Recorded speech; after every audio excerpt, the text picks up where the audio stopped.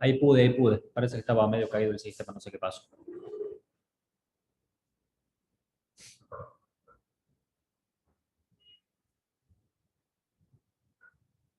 Hola chicos, ¿cómo va? Estaba con problema para iniciar, no sé por qué me decía que estaba caído el sistema. Esperamos 5 minutos y largamos, ¿saben? Que se sigan conectando sus compañeros.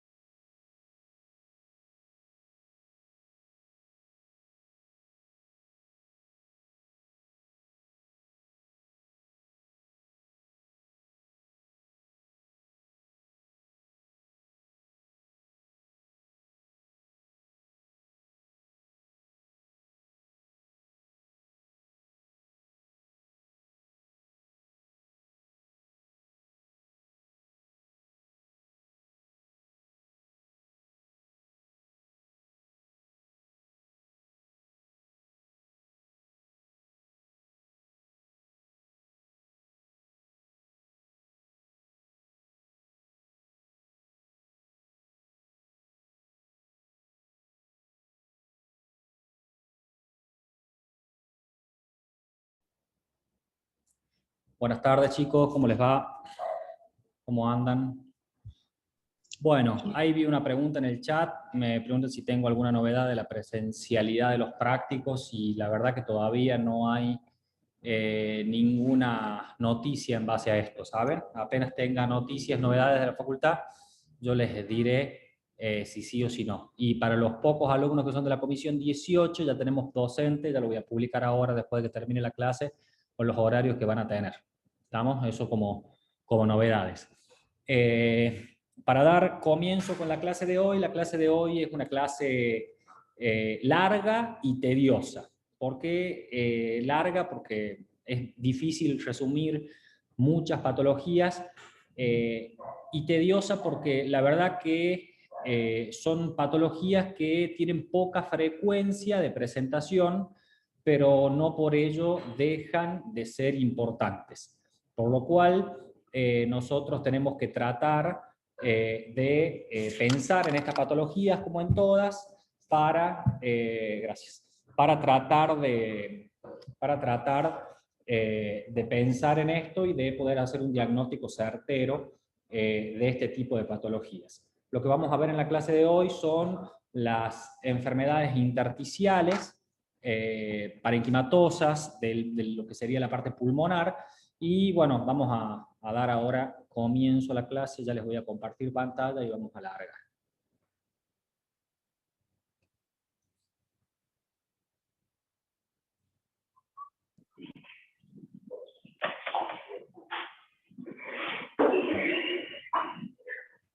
Me imagino que están viendo mi pantalla ahí, ¿es así? Sí, profe. ¿Alguno me hace una seña de humo? ¿Algo? Sí, profe. Me dice si sí o si no. Bien, perfecto. Perfecto, perfecto. Bueno, vamos a comenzar con las enfermedades del intersticio pulmonar y vamos a hablar un poquito de fibrosis pulmonar y trasplante pulmonar, que es lo que está en el programa. Para hablar de enfermedades pulmonares intersticiales difusas, siempre uno tiene que tener una definición en caso de empezar a hablar de cualquier patología. Y en el caso este de tener cualquier patología, vamos a decir que las enfermedades del parénquima pulmonar intersticial constituyen un grupo muy heterogéneo, la verdad que es muy heterogéneo, de procesos que se van a caracterizar en ocasiones por la infiltración de células de estructuras alveolo-intersticiales, aunque no siempre es exclusivo de esto, y en otras ocasiones pueden afectar las pequeñas vías respiratorias, la vasculatura del pulmón, la parte linfática y también entre los espacios de estas estructuras. Entonces, si ustedes se ponen a pensar, produce un daño a nivel pulmonar de todo, de la musculatura, de la parte linfática, de la vía aérea, de las vías respiratorias, de los espacios estructurales de la parte pulmonar. Entonces, un daño complejo el que producen estas enfermedades intersticiales difusas. Y acá está lo complejo de todo esto, que hay más de 200 entidades que pueden provocar estas enfermedades intersticiales y que no solamente son 200, sino que comparten, o sea, se parecen mucho en cuanto a la presentación clínica, en cuanto a la parte imagenológica, o sea, radiológica, y encima en las pruebas funcionales, llámese pruebas funcionales a la espirometría, también se parecen. Por lo cual, estas entidades no se resuelven generalmente espontáneamente y tienen un tratamiento específico, en teoría, algunas, otras no, que generalmente producen una grave alteración en el intercambio gaseoso. Como habíamos dicho recién, la clínica de los pacientes con enfermedades pulmonares intersticiales acude generalmente al médico diciendo que le falta el aire y en algunas ocasiones que tiene tos. O sea, el paciente describe cuando va a la consulta una típica disnea progresiva en el tiempo y una tos que generalmente es persistente, que no mejoró con varios tratamientos que médicos o facultativos pasados pusieron, y generalmente esta tos es una tos seca. No siempre, pero generalmente, en la mayoría de los casos, es una tos seca. En algunos casos puede haber hemoptisis, en algunos casos puede haber sibilancias, en algunos casos puede haber dolor de pecho, pero repetimos, el síntoma en el cual aparecen son sibilancias y dolor en el pecho. Generalmente, cuando uno ve una radiografía de tórax de estos pacientes, hay ciertas opacidades intersticiales en la radiografía, lo cual, cuando uno ve un infiltrado intersticial en una placa de tórax, uno debería pensar o debería tener dentro de sus diagnósticos diferenciales que el paciente puede tener una enfermedad intersticial difusa. Entonces, es muy difícil, ustedes pónganse a pensar, clasificar a 200 o más de 200 enfermedades. Y la verdad que no hay una clasificación que sea universalmente aceptada.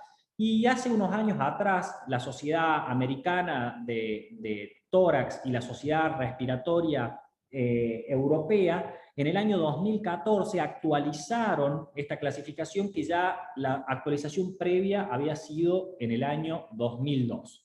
Y esta que les dejo acá yo es la clasificación de la Sociedad Americana de Tórax y la Sociedad Respiratoria a nivel europeo de lo que serían las enfermedades intersticiales. Y fíjense en que cuando hay neumonías intersticiales idiopáticas hay una cierta clasificación, o raras y pacientes que no son clasificados.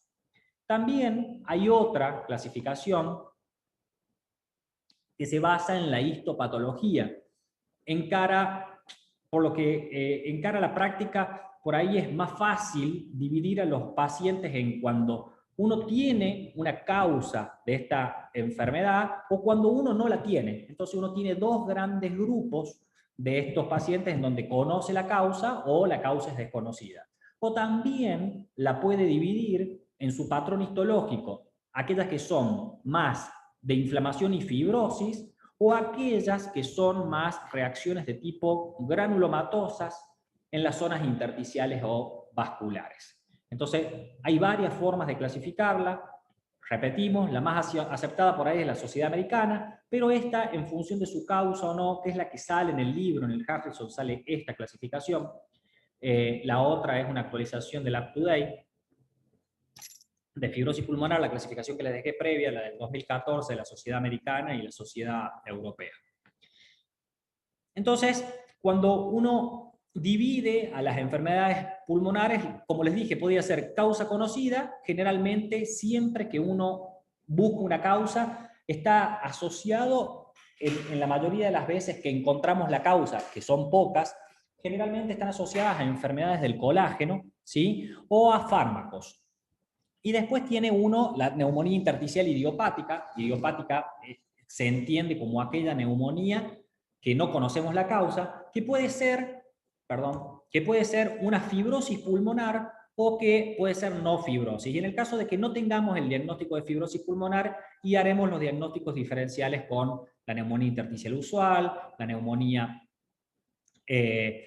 neumonía intersticiales idiopáticas, las bronquiolitis asociadas, la neumonía intersticial linfoide o las neumonías no específicas dentro de las más frecuentes. Y después tienen que hay ciertas causas primarias que están asociadas a procesos bien definidos, como es el caso de la sarcoidosis y otras enfermedades que son poco frecuentes.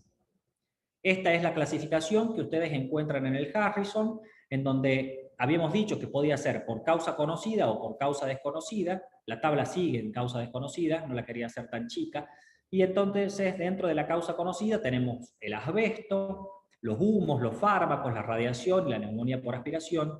Y dentro de las causas desconocidas, las idiopáticas, la fibrosis pulmonar, que son las más frecuentes. Y la lista continúa, esta es la continuación de la lista de las que no tienen causa determinada. Y después tienen la granulomatosa y la que produce más inflamatoria, que también la pueden dividir en causa conocida o en causa desconocida. Es importante, para que no nos mareemos acá, que siempre que uno piensa en este tipo de patologías, tiene que pensar y tiene que revisar qué exposición ambiental tiene el paciente, cosa que nosotros en la historia clínica no estamos acostumbrados a preguntar. Tiene que pensar también qué tipo de medicamentos toma el paciente, hace cuánto tiempo toma el medicamento, si le cambiaron los medicamentos, ¿sí? Y siempre también preguntarle qué hobby tiene, porque por ahí no trabaja en ningún lado, pero tiene el hobby de cualquier, o sea, ir a escalar en algún lado y en ese caso está expuesto a algún tipo de mineral o lo que sea. Siempre hay que buscar síntomas y signos que sean sugestivos de la enfermedad del tejido conectivo, porque recuerden ustedes, cuando encontramos la causa, hay muchas de estas que están asociadas a enfermedades del tejido conectivo. Y las formas no idiopáticas suelen tener un mejor pronóstico y suelen responder mejor al tratamiento. ¿Por qué? Porque cuando yo sé la causa, generalmente si es por el cigarrillo, por ejemplo, uno deja de fumar y mejoran generalmente los síntomas, por ende el pronóstico de los pacientes también suele mejorar. Tienen que saber ustedes que las enfermedades del intersticio pulmonar sin causa conocidas, digamos, abarcan un sinnúmero de enfermedades, y la verdad que tampoco es la idea que ustedes lo sepan, que pueden ser enfermedades granulomatosas, inclusive la fibrosis pulmonar idiopática, que es la más frecuente de todo, y que la verdad que la sobrevida global de esta enfermedad es bastante pobre, porque tiene una sobrevida global de 3 a 5 años desde que se empiezan los síntomas de los pacientes. Que cuando nosotros detectamos fibrosis pulmonar, directamente es la evolución en el tiempo de alguna patología intersticial. O sea, si nosotros dejamos una neumonía intersticial idiopática que evolucione en el tiempo, vamos a tener que este paciente va a llegar a una fibrosis pulmonar. Y que esa fibrosis pulmonar va a ser un mal diagnóstico nuestro o de otro colega que no supo diagnosticar a tiempo para parar la evolución de la enfermedad. Que si bien los esteroides y los inmunosupresores pueden ser eficaces en ciertas patologías como la sarcoidosis, la verdad que cuando uno llega a la fibrosis pulmonar no tiene ningún tipo de tratamiento. Esto lo vamos a repetir cuando hablemos fibrosis pulmonar y les voy a mostrar algunos datos. Si hablamos de epidemiología, vamos a decir que aproximadamente un 15% de la patología respiratoria podríamos decir que está asociada a enfermedades del intersticio pulmonar. Que la verdad que los estudios epidemiológicos son muy escasos y que la mayoría de los registros, de lo poco que hay de epidemiología de las enfermedades intersticiales difusas, son de encuestas de servicios grandes de neumonología. Y que por orden de frecuencia, la más frecuente de todo es la fibrosis pulmonar, después sigue de la sarcoidosis, las alveolitis alérgicas le siguen y en cuarto lugar las enfermedades asociadas al colágeno. ¿Cómo se produce o qué es lo que pasa puntualmente? Un poco de patogenia, un poco de fisiopatología para complicar aún más el paso. Trate de resumirle todo en la forma más simple por ahí. Nosotros tenemos que estas patologías tienen una patogenia medianamente similar, que la teoría por ahí un poco más aceptada sostienen que como consecuencia de la acción de un agente causal, que puede ser conocido o no, se producen ciertas lesiones a nivel del epitelio alveolar. O sea, algún daño directo. Por ejemplo, el humo del cigarrillo, el asbesto o lo que sea. Esto hace que se activen las células inflamatorias, que ustedes las conocen, y también las células parenquimatosas, que van a secretar ciertos mediadores celulares, que estos mediadores van a actuar en forma autócrina y o parácrina entre sí, dando lugar a la inflamación alveolar crónica, produciendo alveolitis, que es lo principal que sucede en esto, que ya vamos a ver que parte del tratamiento va dirigido a esto, y va a llevar a la aparición de fibrosis pulmonar. Y que en el caso de la fibrosis pulmonar, estudios recientes del intersticio pulmonar también vieron que hay ciertos factores genéticos y factores hereditarios que tienen mayor predisposición a presentar este tipo de patología. Si ustedes se fijan, estos son los hallazgos histológicos que nosotros podemos encontrar en la neumonía intersticial. No me interesa que sepan esto, se los dejo para que les quede. Y que la patogenia la podemos resumir básicamente en tres puntos claves. En el daño alveolar difuso, como habíamos dicho recién, el daño que produce el agente causal al entrar a la parte respiratoria, a esta reacción inflamatoria que se produce después por la llegada del daño alveolar difuso, y a la activación fibroblástica, o sea, el final de todo esto. Si ustedes lo piensan, yo siempre les digo a ustedes que uno debería saber muy bien todo lo que es la cadena inflamatoria, la parte de la coagulación, que ya la tendrán que aprender después, y la parte de nuestro sistema inmunológico, porque aparte de entender un montón de patologías, cómo funcionan, podemos entender los tratamientos posteriores. Esto va a producir o va a conducir a diferentes formas de reparación, remodelación y destrucción. Que si ustedes lo ven de esta manera, es como cuando uno se lastima, se produce un daño, que puede ser en la piel, por ejemplo, una reacción inflamatoria, y todo cura por fibrosis dentro del organismo. Entonces, si ustedes lo miran de esa manera, lo que produce estas enfermedades es una cura, entre comillas, por fibrosis, que lleva a que el paciente tenga una insuficiencia respiratoria o problemas respiratorios.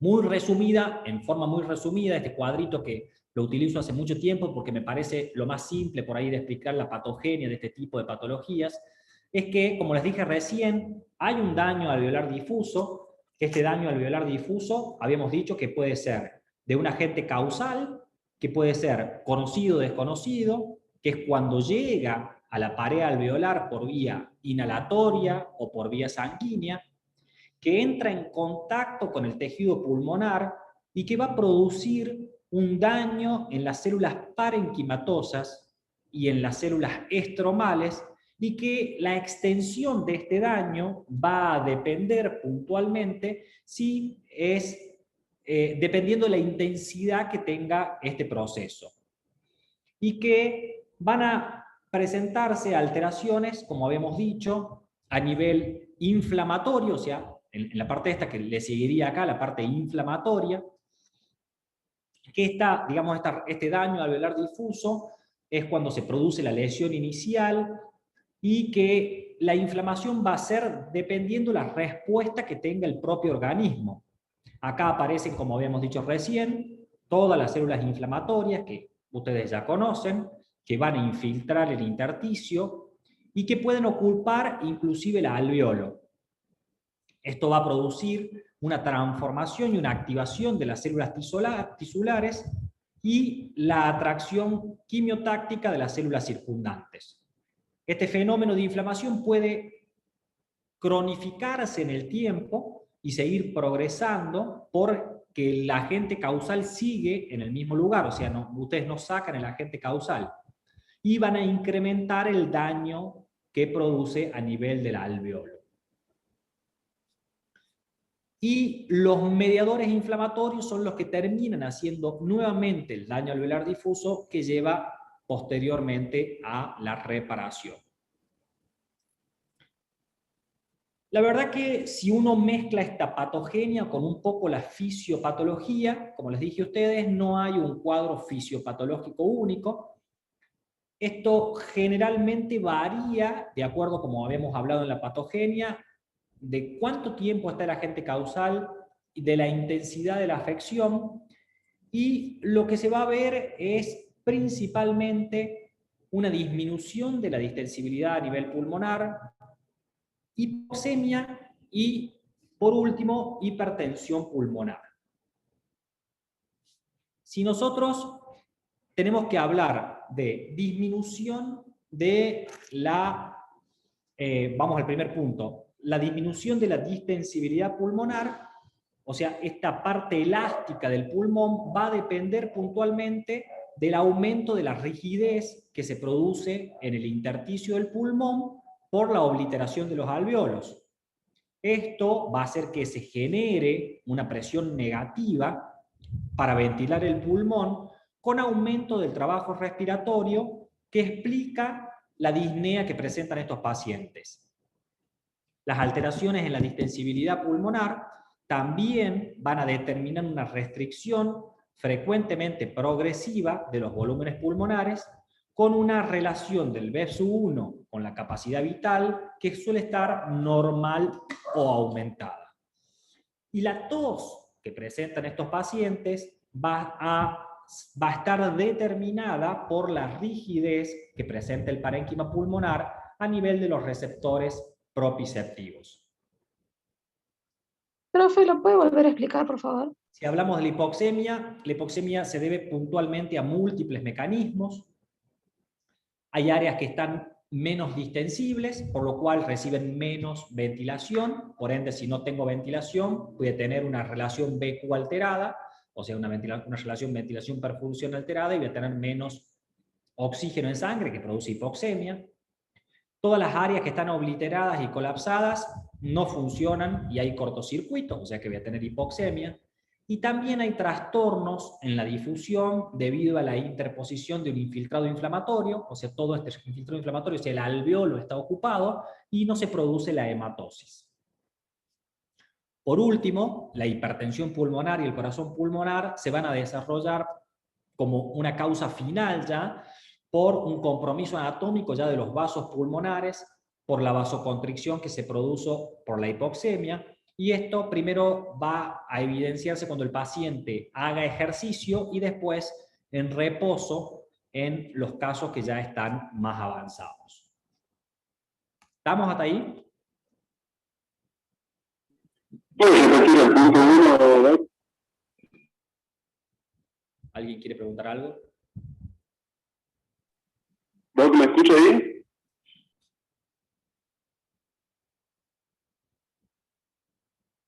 ¿Nadie? Bueno. No, no te escucho. Seguimos entonces. Profe, Juan Pablo estaba Eso sería preguntando. la parte un poco más... No está escuchando. Profe, ahí lo hablan los chicos, pero no sé si escucha usted. No lo escucho yo, a ver. A ver, hablen de nuevo ahí, capaz que tenía silenciado el micrófono. ¿No? Ahí sí. ¿Ahí me escucha, profe? Lo escucho, lo escucho. Me decía el punto 1 que no me quedó muy claro. ¿Qué parte, discúlpame, se escuchó medio coso, qué parte no te quedó clara? El punto 1. El punto 1, profe. El punto La 1, disminución. la disminución de la distensibilidad pulmonar. Bien. Cuando hay disminución de la distensibilidad del pulmón, es como les dije recién al principio, cuando uno tiene que hay un proceso inflamatorio, toda inflamación cura con fibrosis. O sea, es como el mismo ejemplo que les puse en la piel. Si ustedes se lastiman, todo cura con fibrosis del lugar. Que ustedes lo ven, en ese caso lo están viendo, por eso les puse el ejemplo de la piel. Entonces, si todo cura con fibrosis, a medida que se produce el daño, que se produce la inflamación va a hacer que el parénquima pulmonar quede más duro, ¿sí? Entonces, si hay una rigidez, o sea, si está más duro el intersticio pulmonar, los alveolos quedan totalmente obliterados, quedan, digamos, dañados. No, anatómicamente no son los alveolos, ¿sí? Esto va a generar que haya presiones negativas, o sea, uno va a necesitar más fuerza para respirar, o va a hacer más fuerza para respirar que lo que normalmente produce, o sea, la entrada de aire que se produce ustedes va a tener un mayor trabajo respiratorio. Y esto es lo que explica que los pacientes tengan disnea, ¿sí? Estas alteraciones en la distensibilidad también van a tener una restricción. Entonces, cuando veamos, un poquitito más adelante, cuando nosotros veamos que el patrón en la espirometría que tienen estos pacientes, ustedes saben que en la espirometría hay patrones obstructivos y patrones restrictivos. Estos pacientes tienen un patrón de tipo restrictivo. ¿Por qué? Porque les cuesta entrar el aire, a diferencia de lo obstructivo, que a nosotros nos cuesta sacar el aire, ¿sí? Entonces, ahí está un poco la diferencia. Y básicamente todo se debe a la rigidez, o sea, a que yo siempre a los pacientes cuando les explico algo les digo que el pulmón es como un panal de abejas, ¿sí? Entonces este panal de abejas que está todos conocen un panal de abeja, este panal de abeja está fibrosado, está duro toda la estructura. Entonces, si está más duro, cuesta más que el aire entre y es lo que produce todas las manifestaciones clínicas posteriores. ¿Está claro? Perfecto, muchas gracias. Bien. Profe, ¿y cómo porque había dicho algo del versus 1 con... Sí, cuando uno hace la relación del beso, ustedes ya saben lo que es un patrón obstructivo y restrictivo, ¿sí, no? ¿O no? Sí, profe. Bien. Sí. Entonces, cuando uno tiene un BSU1, la relación entre el BSU1 y la capacidad vital normal o aumentada, ¿qué tipo de patrón tiene? ¿Cómo dijo? Cuando uno tiene el BSU1 sobre la capacidad vital normal o aumentado, ¿qué tipo de patrón tendría ese paciente? Obstructivo. Restrictivo. Restrictivo. Restrictivo. Obstructivo. Exactamente. Entonces lo que vamos a ver, exactamente, restrictivo. Entonces lo que vamos a ver en este caso es que el paciente tiene un B1 sobre capacidad vital, que puede ser normal, porque ustedes, ojo, lo pueden encontrar a este paciente de que todavía no tiene una fibrosis marcada, entonces todavía no tiene un patrón restrictivo. Si ese paciente lo dejan evolucionar en el tiempo, no le hacen nada, y le hacen una espirometría de vuelta, y ya lo van a tener aumentado, que le va a dar el típico patrón restrictivo que tienen esta patología. ¿Estamos? Sí, profe. Sí, profe. Bueno, esta es la parte un poco más fea, por decirlo de alguna manera, que es entender por qué suceden las cosas entre la patología y la fisiopatología. Generalmente es lo que más les cuesta a todos, básicamente. O sea, nos cuesta un poco más entender por qué suceden, pero yo siempre les digo lo mismo, que tienen que entender por qué pasan las cosas, porque si no después se olvidan de todo. Bueno, ahora vamos a la parte un poco más divertida y en pensar nosotros como médicos o ustedes como clínicos, cuándo tenemos que sospechar o cuándo deberíamos pensar o cuándo la tenemos que poner dentro de nuestros diagnósticos diferenciales a las enfermedades intersticiales difusas.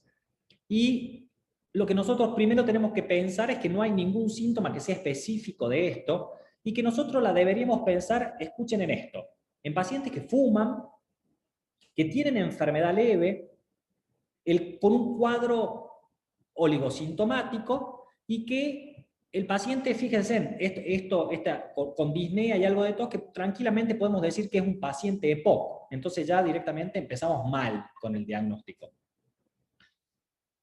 Que el paciente tiene que tener una disnea progresiva o tiene que tener una tos persistente, o ambas dos, inclusive después de haber dejado de fumar. O que nosotros tengamos un paciente que viene fumador, con disnea progresiva, tos o con tos o lo que sea, y que después de que nosotros hacemos un tratamiento empírico, ya sea con broncodilatadores o un tratamiento empírico con un curso de corticoides o de lo que necesita, no responde al tratamiento. Entonces, si yo a ustedes les pediría ahora, si estaremos en clase presencial para que no se haga tanto lío, le pediría a ustedes que me den diagnósticos diferenciales de pacientes que tienen disnea o que hagan diagnósticos diferenciales de disnea, y tienen un montón realmente, tanto a nivel respiratorio como cardiovascular. Tranquilamente un paciente con disnea progresiva puede tener una insuficiencia cardíaca, tranquilamente puede tener un EPOC, un asma, y fíjense en que todas estas manifestaciones clínicas son bastante poco específicas, y que por eso es tan difícil muchas veces el diagnóstico de este tipo de patologías. Tienen que tener en cuenta que también el examen físico, o sea, cuando nosotros revisamos a estos pacientes, puede ser totalmente normal. Ustedes pueden que no escuchen absolutamente nada, pero de vez en cuando pueden aparecer algunas sibilancias o algunas presencias de algunos rales crepitantes, que es esta esponja que se siente como cuando entra agua, aire, una esponja. Pero estos rales suelen ser tipo secos. Se siente la diferencia entre un rale crepitante que es húmedo y un rale crepitante seco. Estos suelen ser bastante secos y están en las bases del pulmón, ¿sí? También puede haber presencia de acropaquias, que ustedes saben bien que son signos indirectos, todos estos que hablamos, examen físico normal, sibilancias, crepitantes, todo de muchas patologías, y las acropaquias pueden ser directamente un signo indirecto de la mayoría de las enfermedades que producen hipoxemia, porque las acropaquias son una traducción clínica de la hipoxemia. Que cuando nosotros encima le hacemos una radiografía, podemos no encontrar nada o ver algún tipo de enfermedad de tipo intersticial, ¿sí? O nodular, y que hay ausencia de mejoría radiológica tras un ciclo de antibióticos. Entonces, cuando nosotros tenemos una placa y creemos que es una neumonía atípica porque tenemos un infiltrado intersticial, le damos tratamiento con claritromicina, por ejemplo, y vemos que no responde, ojo, la placa, la resolución radiológica de las enfermedades generalmente sucede después de los 21 días de tratamiento. O sea, no piden una placa antes porque no van a ver ninguna mejoría. Inclusive puede demorar más tiempo. No así la clínica de los pacientes, ¿no?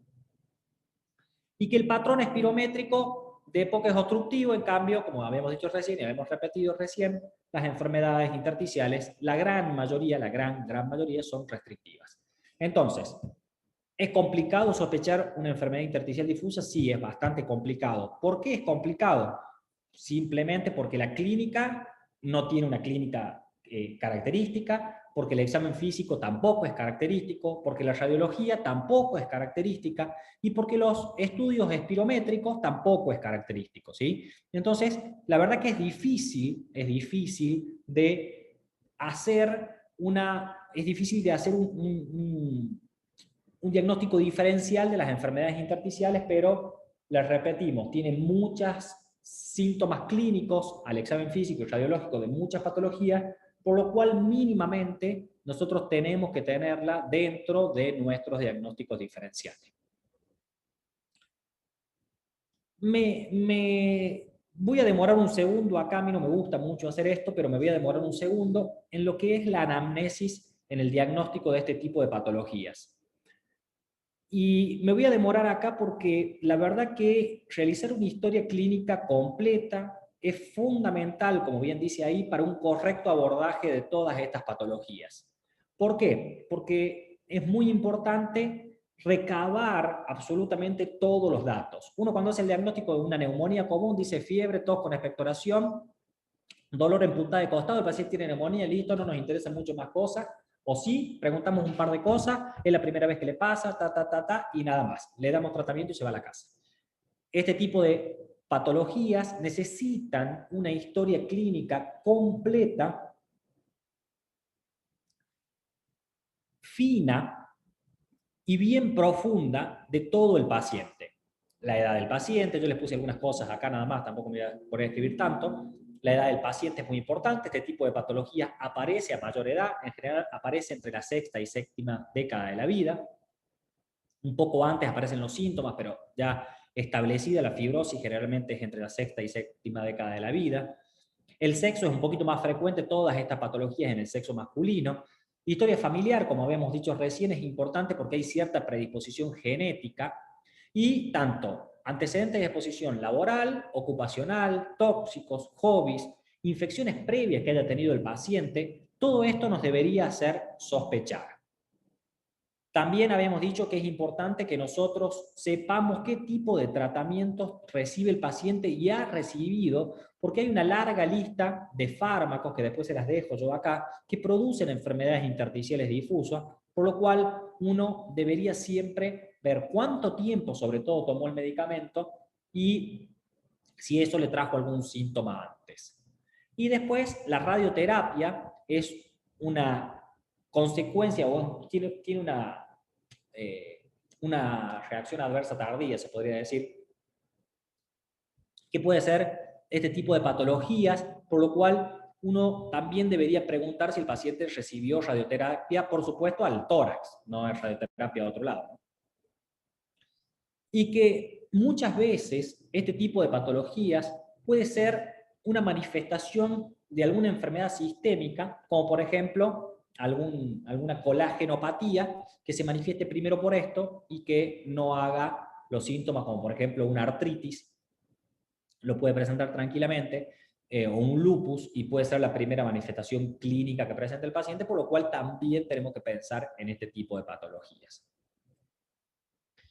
Si nosotros hablamos de clínica, la verdad que los síntomas son extremadamente inespecíficos, como le dije recién. La disnea, que es el principal síntoma que presentan los pacientes, es el más frecuente, tiene un inicio lento, es progresiva y puede ser el único síntoma en forma inicial en mucho tiempo.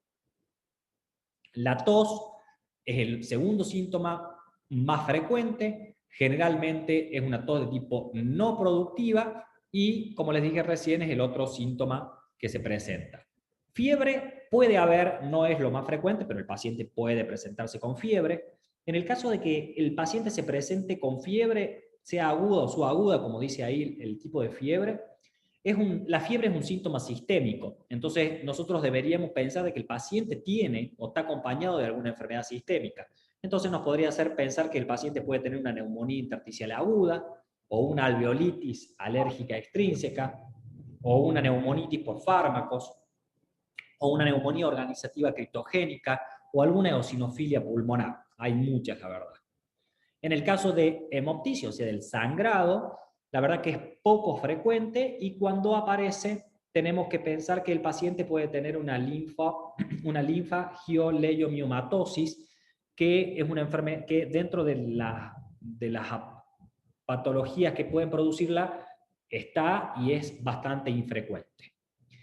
Y el dolor torácico, la verdad que es bastante infrecuente también, pero cuando es de tipo pleurítico nos debería hacer pensar también de que el paciente tiene algún neumotórax o, por ejemplo, que el paciente tiene una histiocitosis o alguna otra patología. ¿Profe?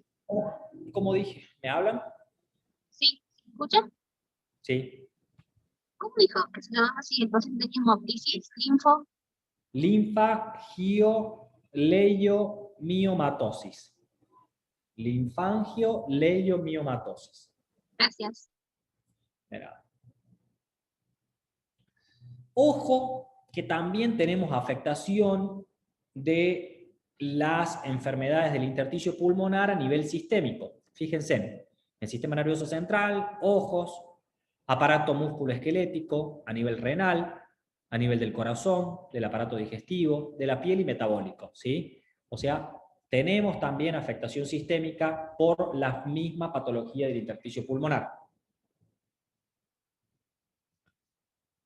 El examen físico, como les dije y como hablamos hace un ratito, la verdad que no es una cosa que a nosotros nos haga llamar tanto la atención. La gran mayoría de los pacientes no tienen sibilancias, con alguna excepción en el caso de las eosinofilias pulmonales y las alveolitis alérgicas, que esto sí puede dar sibilancias, y que cuando hay sibilancias nosotros sabemos de que es un signo de que indica enfermedad de la vía aérea. Con frecuencia, los pacientes tienen rales crepitantes, como habíamos hablado. En este caso, el ral crepitante da presencia de los alveolos colapsados. Bueno, esperen un segundo que apago la...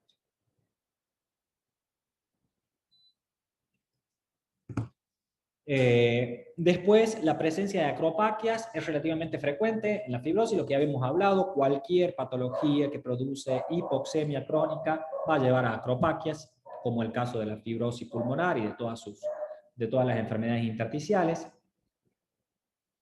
Y hay algunos datos exploratorios que a nosotros nos pueden llegar a orientar a cierta patología.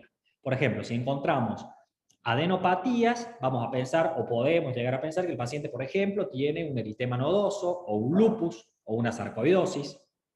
Si encontramos artralgias, vamos a encontrar que son bastante frecuentes las artralgias en las enfermedades difusas del intersticio pulmonar. La sinovitis en una enfermedad de que el paciente tenga alguna enfermedad del tejido conectivo. Si es que encontramos esclerodermia, esclerodactilia, fenómeno de Raynaud o lesiones telangiectásicas, tenemos que pensar tranquilamente de que el paciente tiene también alguna enfermedad del tejido conectivo. Y muchas veces la debilidad en la cintura escapular. Cintura escapular es la parte de los hombros, la parte de la cintura de los hombros y omóplatos, básicamente los dos hombros, y siempre hay algún síndrome llamado la presencia de manos de mecánico y lesiones cutáneas, que son tipo pápulas y un eritema que aparece en estos pacientes, un eritema que queda color violáceo. Pero recordemos siempre de que el examen físico en este tipo de pacientes es bastante inespecífico. Son todos signos indirectos que vamos a encontrar. Entonces, ya le hicimos la historia clínica al paciente, ya lo revisamos al paciente, y ahora, ¿qué es lo que tenemos que hacer? Pedir la parte analítica, ¿sí? La parte analítica es aquella parte donde nosotros encontramos en sangre algunas pruebas que nos puedan llegar a hacer pensar de que el paciente tiene el diagnóstico. Y la verdad que cuando uno pide las pruebas analíticas, no hay ningún estudio de que le pidamos de que el paciente nos dé el diagnóstico de que tiene una enfermedad difusa. Y generalmente cuando uno la pide es para demostrar de que el paciente tiene o no alguna afectación sistémica. Puede haber elevación de los reactantes de fase aguda. Los reactantes de fase aguda, se los pongo para el que no sepa, son la PCR, la LDH y la eritrosedimentación. También podemos llegar a encontrar en un 10 a un 20% de los casos que hayan anticuerpos antinucleares positivos y factor reumatoideo positivo, pero la verdad que es bastante bajo el número, 10 a 20% de los casos. Pero que cuando nosotros encontramos estos anticuerpos positivos con una titulación elevada, o sea, una dilución en más de 1 en 160, deberíamos pensar de que el paciente tiene una enfermedad del tejido conectivo y que está asociada a una enfermedad del intersticio pulmonar. Acá, en este cuadrito, se les muestra a ustedes que, les mostramos a ustedes puntualmente qué es lo que nosotros encontramos en el hemograma, por ejemplo. Pedimos un hemograma con Disculpe. fórmula y... Sí. ¿Puede repetir, por favor, la analítica? Sí. En la analítica, puntualmente, nosotros podemos ver que no hay ningún tipo de análisis de sangre que a nosotros nos haga determinar o nos haga ver que el paciente tiene una enfermedad tiene una enfermedad intersticial difusa, que cuando lo pedimos es para evaluar si el paciente tiene alguna afectación sistémica y nada más. Que podemos encontrar elevados los reactantes de fase aguda, porque en cualquier proceso en donde haya alguna movilización del sistema inmune, va a haber un reactante de fase aguda, un proceso inflamatorio, va a haber un reactante de fase aguda elevado, como por ejemplo es el PCR, la LDH y la eritrosedimentación. Que en el caso, nosotros habíamos hablado de que muchos pacientes, dentro de las causas conocidas de las enfermedades intersticiales difusas, son las colagenopatías, y que estas colagenopatías, fíjense que solamente hay un 10 a un 20% de pacientes que tienen los anticuerpos antinucleares y el factor reumatoideo positivo, y que los títulos generalmente son bajos. Pero cuando nosotros encontramos títulos de más de 1 en 160, deberíamos pensar de que el paciente tiene una enfermedad del tejido conectivo. ¿Sí?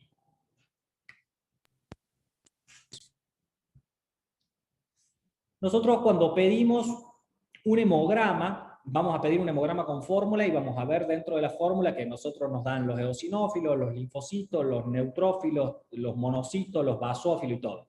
Vamos a ver eosinófilos en este caso y vamos a ver si hay eosinofilia, o sea, aumento de los eosinófilos, vamos a pensar que el paciente tiene una neumonía eosinofílica aguda o crónica.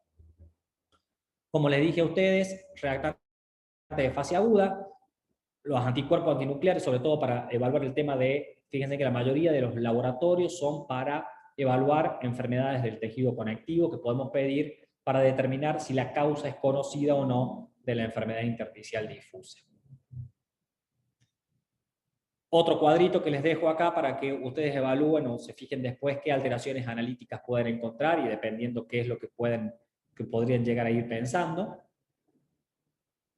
Y qué valor, esto es algo importante, qué valor tiene realmente el lavado bronquialveolar, que ya vamos a hablar un poquito más adelante, en los pacientes con enfermedad del intersticio pulmonar. Este cuadrito la verdad que se me cruzó acá y va un poco más adelante. Después lo leen tranquilos ustedes. Entonces, ya lo revisamos, ya le hicimos el examen físico, ya lo revisamos, ya le pedimos los análisis de sangre y hasta ahora todo es súper inespecífico. La placa de tórax habíamos hablado de que era parte inicial del diagnóstico y es más, es el primer estudio solicitado. ¿Por qué? Porque nos aproxima al diagnóstico por el tipo de patrón que se presenta en estos pacientes, un patrón de tipo intersticial, ¿sí? Que ustedes lo conocen ya. Este patrón intersticial lo podemos comparar en el tiempo, o sea, nosotros podemos ver una radiografía de ahora y una radiografía del año pasado y de hace 2 años y de 3, o sea, es comparable a ver la evolución, cómo va en el tiempo, y nos permite un seguimiento de la enfermedad. O sea, con la placa nosotros podemos saber si el paciente está mejor o si está peor. Por más que sea un método que tenga una sensibilidad y una especificidad baja, hay ciertos patrones o alteraciones radiográficas específicas que se presentan en los pacientes con enfermedad del intersticio pulmonar, que es la tablita esta que les dejo acá y que no me voy a demorar yo en esto.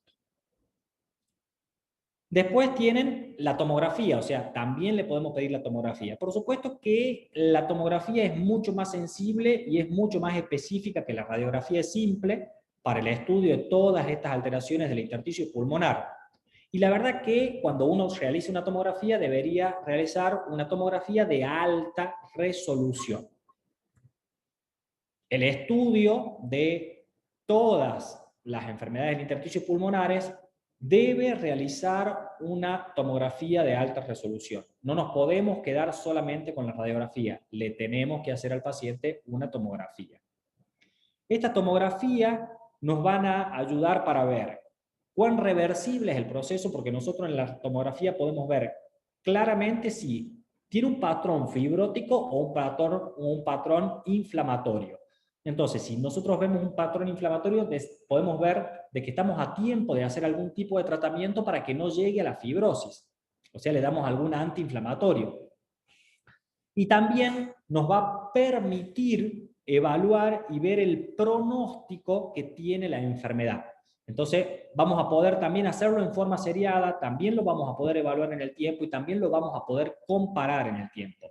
O sea, ¿qué les quiero decir por esto? Que si bien la radiografía de tórax es lo primero que nosotros utilizamos, porque es lo más fácil, es lo más barato, lo tenemos en todos lados, el paciente, si nosotros sospechamos de que tiene esto, sí o sí debería realizar una tomografía axial computada de alta resolución.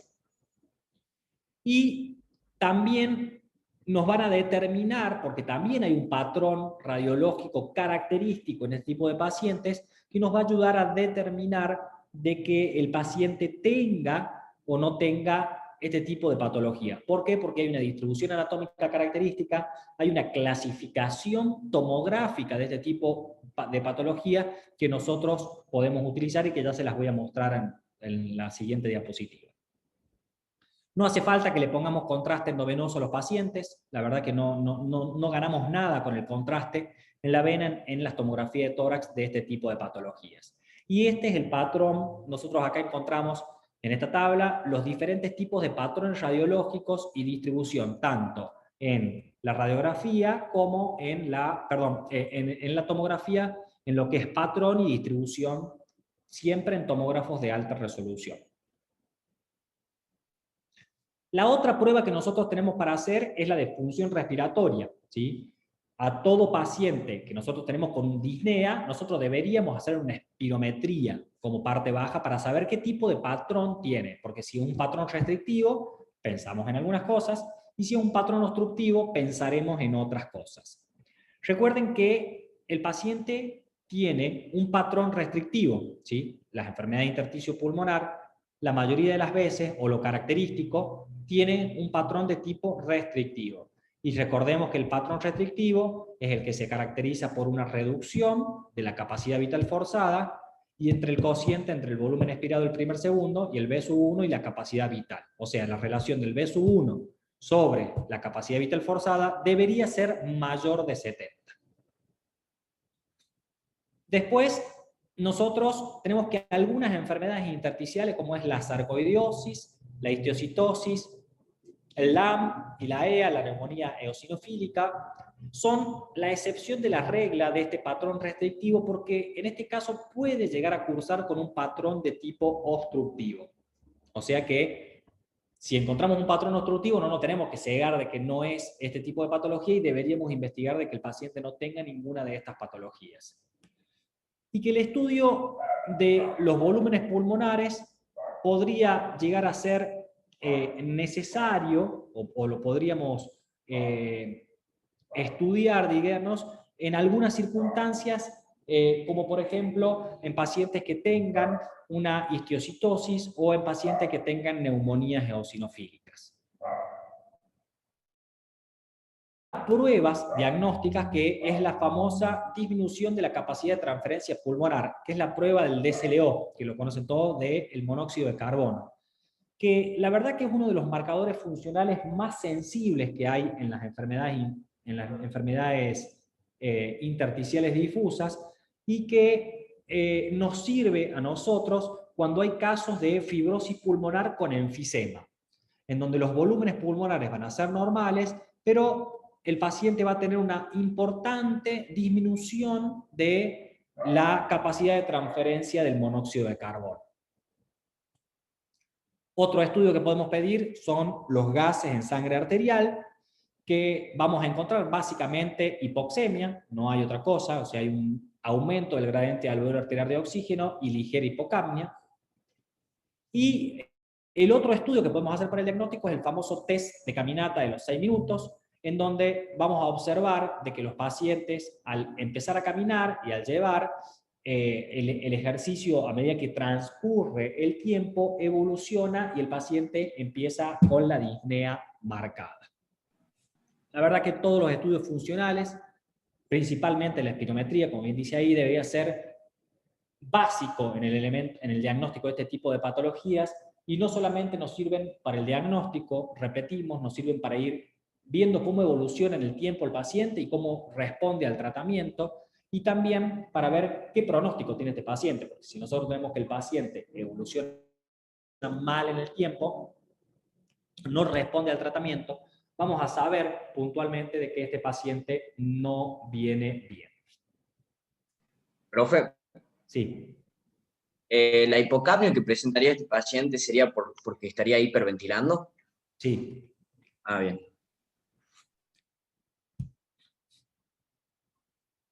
Dentro de las técnicas de diagnóstico invasivas tenemos las técnicas broncoscópicas, o sea, todo lo que es broncoscopía. Y la verdad que la broncoscopía sería lo ideal, porque a nosotros nos permite tener una muestra del tejido pulmonar o del espacio alveolar con el lavado bronquialveolar y muestras histológicas del parénquima pulmonar, ya sea por biopsia transbronquial o por biopsia a cielo abierto. O sea, nosotros obtenemos material y al obtener material nosotros podemos estudiar, o podemos decirle al anatomopatólogo que nos estudie a ver realmente qué tenemos, qué es lo que nos va a poner el sello de realmente qué patología tiene este paciente. La verdad que el principal papel que tiene, como dice ahí, esta técnica endoscópica está basada en hacer el diagnóstico de estos pacientes, como les repetí recién, y la verdad que no hay demostrado de que la realización seriada, así como del lavado bronquialveolar o de la biopsia transbronquial, tenga un interés en la valoración del pronóstico o la respuesta al tratamiento. Nos sirve para el diagnóstico, pero no nos sirve, como los otros estudios, para evaluar cómo el paciente va evolucionando con el tratamiento y qué pronóstico tiene. Entonces, las técnicas broncoscópicas nos permiten el diagnóstico, pero no el seguimiento de los pacientes. A diferencia de la espirometría, que sí nos ayudan a evaluar todos esas variantes en la enfermedad.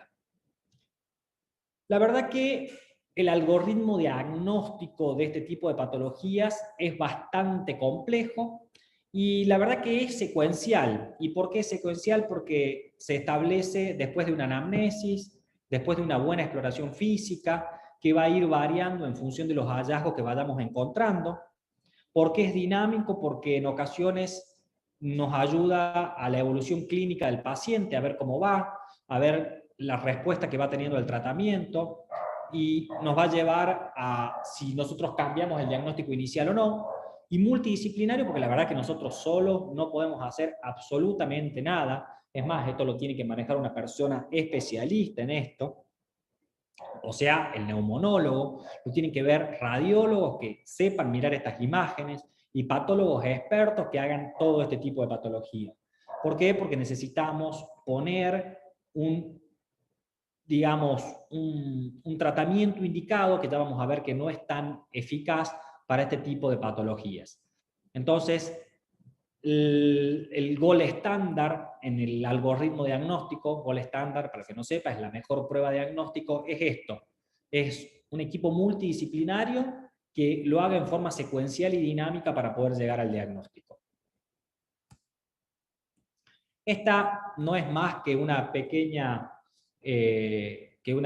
pauta o un pequeño gráfico de cómo podemos llegar a anamnesis y exploración física. Pediremos algunas imágenes como vimos recién o algunas otras explicaciones. En el caso de que nos diga, lleguemos al diagnóstico, está todo muy bien, tenemos el diagnóstico de la patología y se terminó el problema, pero muchas veces necesitamos hacer una tomografía de alta resolución, muchas veces necesitamos, o la mayoría de las veces le diría, necesitamos hacer broncoscopías con lavado bronquialveolar o biopsia transbronquial para llegar recién al diagnóstico. Y el problema es que cuando no llegamos al diagnóstico, sí o sí, como les dije recién, tenemos que llegar a la biopsia pulmonar por cualquier método para poder plantear el tratamiento. A la hora de plantear el tratamiento, la verdad que es bastante complejo para plantear el tratamiento de este tipo de pacientes. Entonces, tenemos que pensar o tenemos que tener en cuenta que lo principal sería que nosotros le encontremos al paciente el agente causal. En el caso de que exista, por supuesto que le diríamos que deje de tener contacto con ese agente causal. Por supuesto hay que suprimir o hay que eliminar todo el componente inflamatorio de la inflamación de la enfermedad. ¿Por qué hay que suprimirlo? Porque si nosotros suprimimos el proceso inflamatorio o no dejamos que se inflame, no hay fibrosis. Y si no hay fibrosis, no hay insuficiencia respiratoria, no hay fibrosis pulmonar y no hay nada. O sea, cortamos lo que puede pasar. Por supuesto que vamos a hacer un tratamiento principal, sintomático de todo lo que es la disnea y la tos. Ya veremos cómo. Vamos a tratar de evitar las causas agravantes de enfermedad, por ejemplo, pacientes que tienen reflujo gastroesofágico, infecciones respiratorias a repetición o pacientes que tienen hipertensión pulmonar. Y siempre vamos a tratar en cuenta los efectos secundarios que tienen el tratamiento, porque no es un tratamiento que nosotros lo vamos a dar una semana y se terminó, son tratamientos crónicos. Y como todos los tratamientos crónicos hay que mediar entre la calidad de vida de los pacientes, los efectos secundarios que tienen dar un medicamento en uso crónico y las complicaciones que pueden dar. Yo siempre pongo el ejemplo del ibuprofeno. Uno cuando le duele la cabeza una vez toma un ibuprofeno, un diclofenac o lo que sea y el dolor de cabeza suele cesar. Pero en aquellos pacientes que tienen una cefalea intensa y en forma repetida todos los días, tomar ibuprofeno, tomar diclofenac o lo que sea, tiene muchos efectos colaterales, como por ejemplo hemorragia digestiva, gastritis, etcétera, etcétera, que pueden llegar a complicar la existencia del paciente y la calidad de vida. El trasplante de pulmón es la última alternativa, la verdad que es lo único que puede pensar en la curación del paciente, no hay otro tratamiento curativo, pero es complicado porque para llegar a un trasplante uno tiene que encuadrar en muchos puntos que se necesita para valorar un paciente para trasplante pulmonar, que yo después le voy a dejar un cuadrito a ustedes para que lo lean tranquilos. Y por supuesto que cuando al paciente no tenemos nada para hacerle, hay que ofrecerle terapia paliativa, o sea, tratamiento paliativo en el final de la enfermedad, porque es algo muy importante.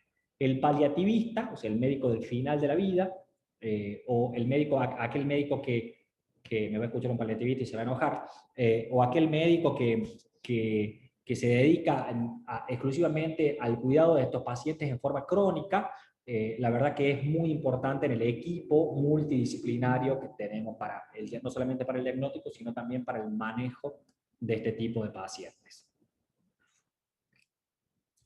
Siempre el tratamiento, el objetivo principal de todo esto es tratar de encontrarle la causa, porque si nosotros encontramos la causa, por ejemplo, es que sea por el hábito tabáquico, es beneficioso que el paciente deje de fumar y mejore la sintomatología. O si es por un fármaco, que suspendamos el fármaco. Entonces siempre el primer objetivo es tratar de encontrar si esta patología está asociada a un agente conocido o no.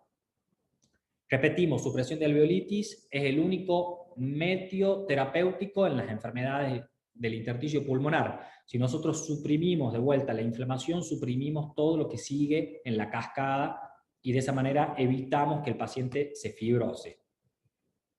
Pero cuando llegamos tarde y encontramos estas imágenes reticulares de paniciación que indican fibrosis, y ya cuando la fibrosis es un proceso irreversible, o sea, es el estado final de todas las enfermedades intersticiales difusas, el tratamiento antiinflamatorio, la verdad que no tiene ningún tipo de sentido, ¿sí? Y el manejo de este paciente va a ser paliativo y sintomático. Tenemos que tratar de no llegar a ese punto.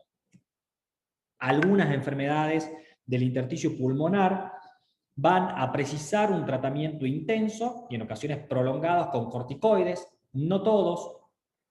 Es lo mismo que les dije recién, cuando nosotros damos un medicamento a largo plazo, necesitamos controlar, en el caso de los corticoides, yo que le puse ojo con diabetes, hipertensión y osteoporosis, que son los principales efectos adversos que tienen los corticoides cuando los utilizamos a largo plazo.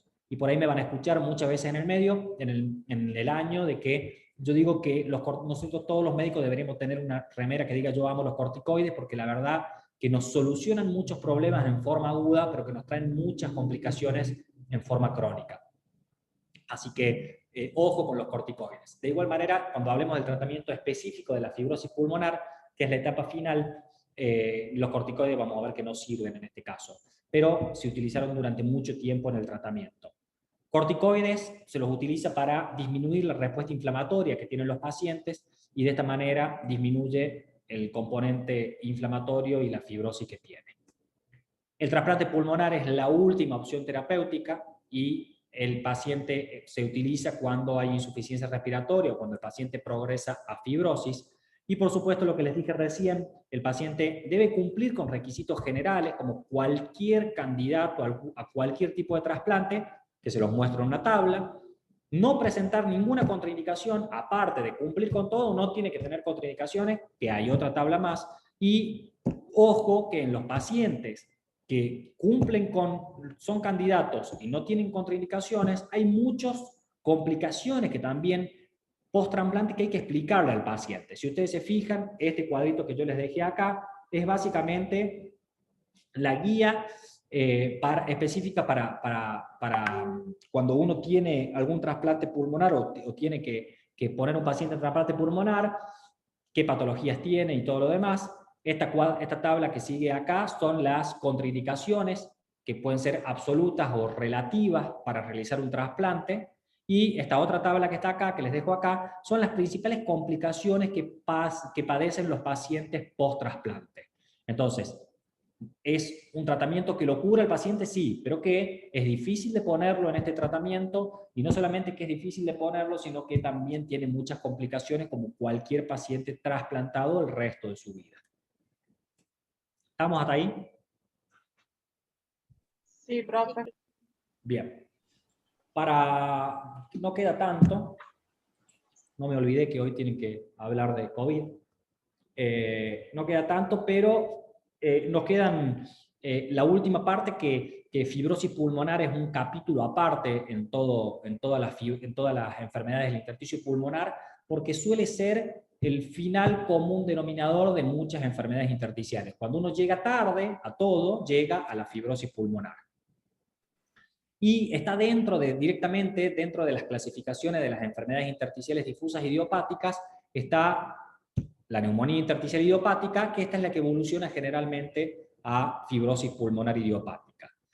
La verdad que vamos a repetir un poco muchas cosas que hablamos en las enfermedades intersticiales, pero con algunas características distintivas, no muchas, la verdad, porque es una enfermedad diferenciada, idiopática, progresiva, fibrosante, que se limita a los pulmones, que es un poco lo que habíamos venido hablando con el resto de las patologías intersticiales difusas, que generalmente afecta a adultos mayores, mayores de 50 años, que se asocia a un patrón radiológico y o histológico de una neumonía intersticial usual, porque es a lo que progresa, y que es la evolución en el tiempo de estas patologías.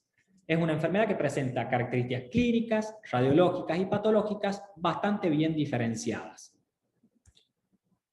La verdad que si tenemos que hablar de datos de fibrosis pulmonar, son bajos, la prevalencia es baja, pero generalmente en estos últimos años se ha visto que hay un cierto aumento en el tiempo y probablemente se deba a que nosotros estamos llegando mejor al diagnóstico de las otras patologías y que el paciente consulte en forma temprana, aparte de que hoy tenemos mejores estudios complementarios para poder diagnosticar este tipo de patologías.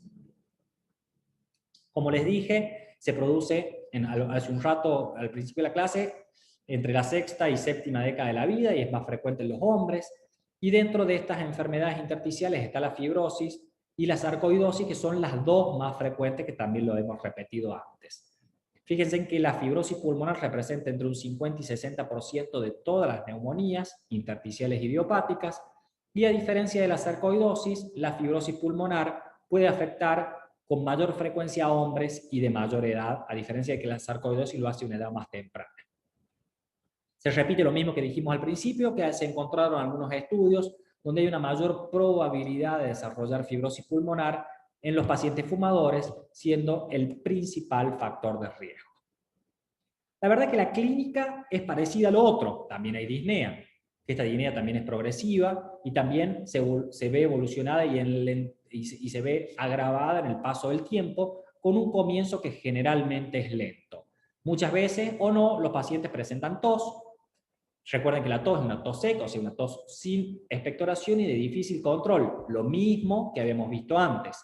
Y que, fíjense en esto, es un dato importante que lo dejo hace mucho yo acá en estas diapositivas, que no lo he cambiado, que cuando nosotros, la demora entre el inicio de los síntomas, o sea, entre el que el paciente empezó a tener disnea y tos, y el diagnóstico, generalmente puede estar entre los 6 meses y 2 años. O sea, no nos podemos demorar 6 meses a 2 años en diagnosticar una patología. Y esto nos pasa, ¿por qué? Porque no pensamos en este tipo de patologías. A diferencia de las enfermedades intersticiales difusas, acá los rales crepitantes son más frecuentes. Fíjense que el 90% de los pacientes se ocultan los rales crepitantes.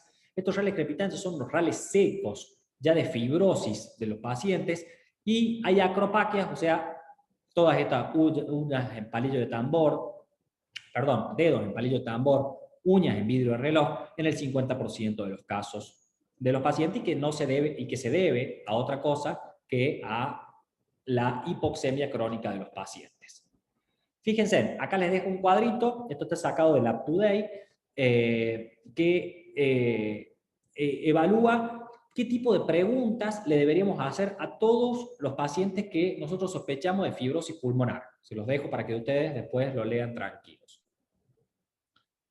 ¿Qué estudios complementarios les pedimos a los pacientes o cómo evaluamos a los pacientes? La verdad que, al igual que en las enfermedades intersticiales difusas, no hay ninguna prueba específica que nos permita a nosotros confirmar o descartar el diagnóstico de la enfermedad, porque esa es la realidad de todo, y que lo solicitamos para descartar generalmente otras causas, y que también podemos encontrar la positividad de los anticuerpos antinucleares, por ejemplo, hasta en un 80% de los casos. Hasta en un 20% de los casos. Si el 80% estaba pensando en voz alta, el 80% de los casos encontramos que las pruebas analíticas son totalmente normales. Hay ciertos biomarcadores que se empezaron a utilizar, como el caso del el KL6, el SPA y el SPD, al igual que los fibrocitos circulantes y al igual que las metoproteinasas 1 y 7, que si bien se evalúa que pueden llegar a estar alterados en los pacientes, la verdad que tampoco hacen el diagnóstico de la fibrosis pulmonar y por ende por ahora todavía no se aconseja. Pero bueno, se están estudiando biomarcadores específicos en este tipo de patologías.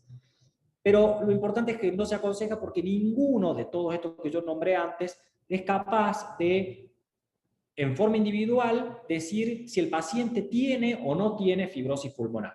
O sea, tiene muy altos falsos positivos o falsos negativos, como ustedes lo quieran ver.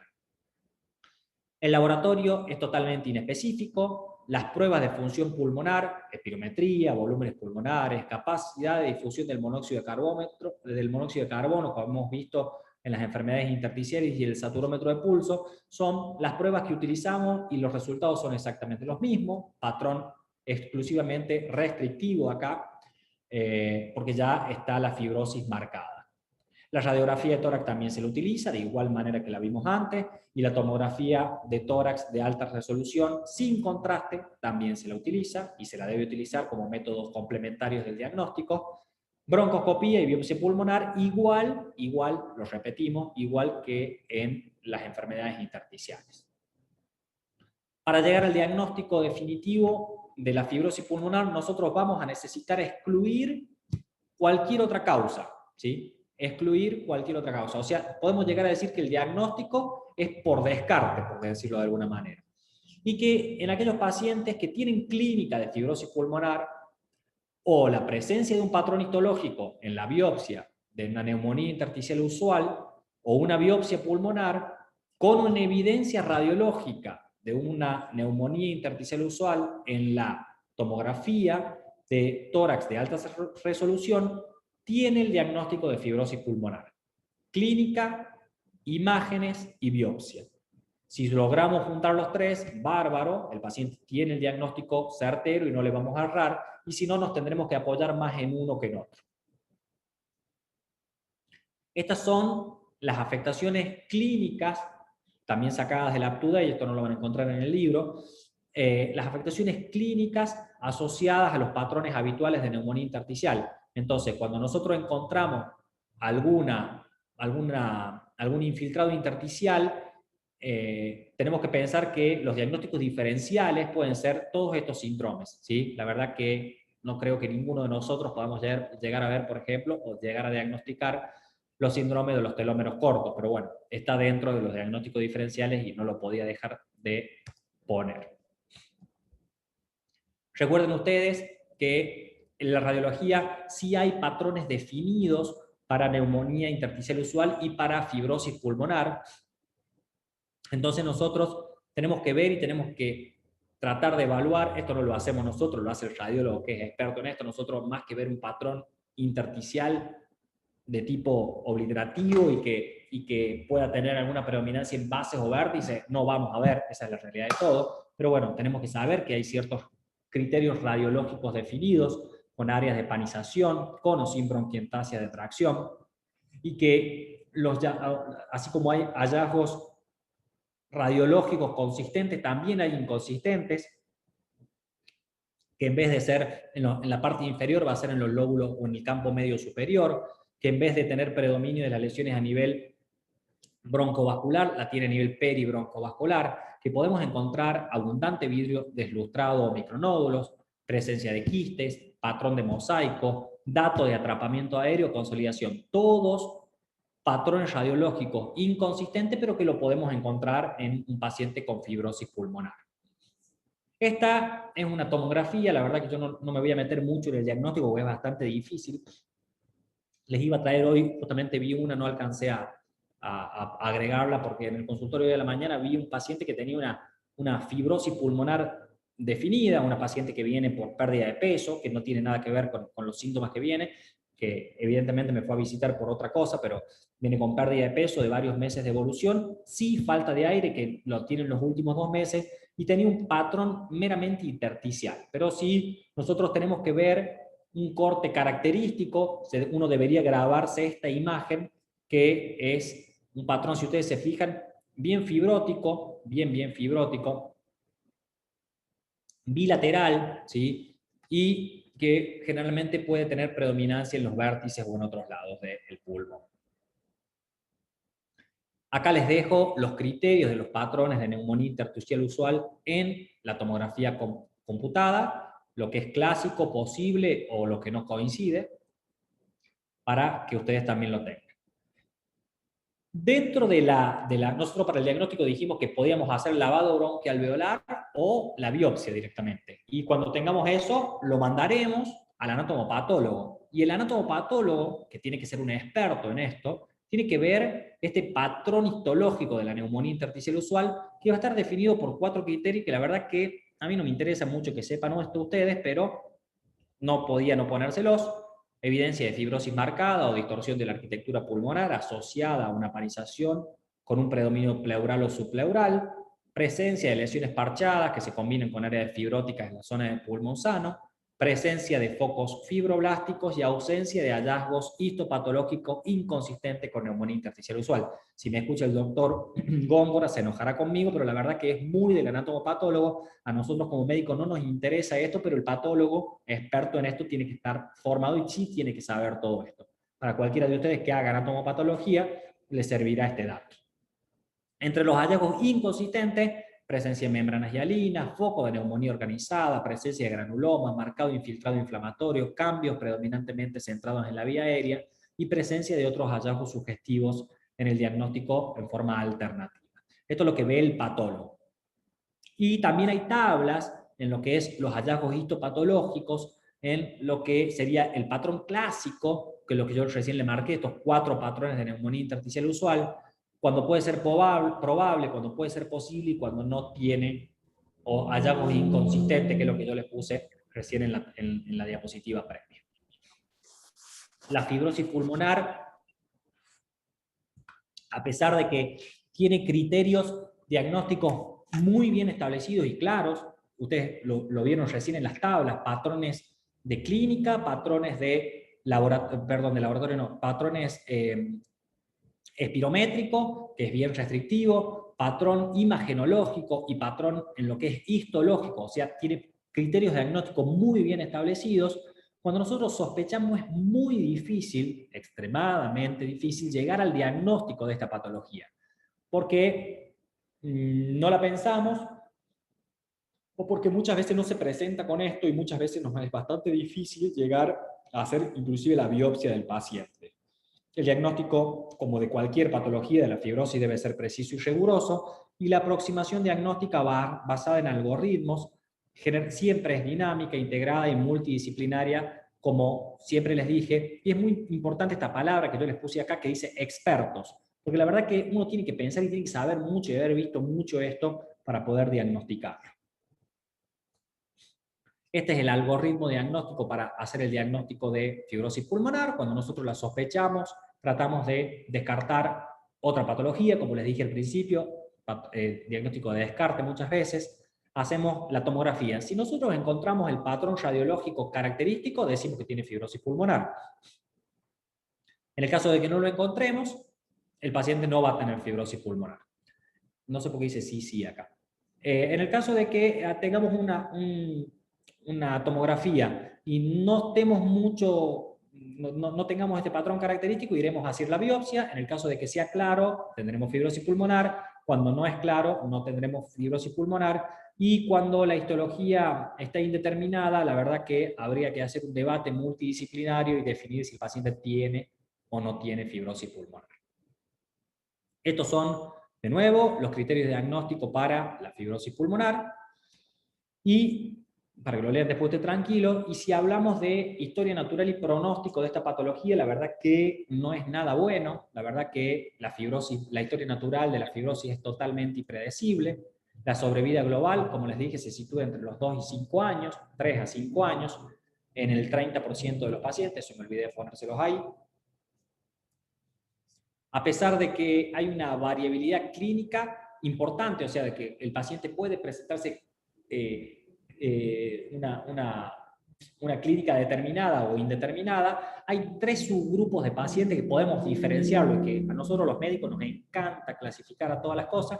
Entonces podemos decir que están aquellos pacientes que son los progresores lentos, que aquellos son que tienen una estabilidad, que tienen el diagnóstico de la enfermedad, quedan estables, incluso pueden estar asintomáticos durante un tiempo largo, para después seguir en forma lentamente el deterioro hasta llegar a la insuficiencia respiratoria crónica. Gracias a Dios, este curso indolente, crónico y más lento son los más frecuentes de todos.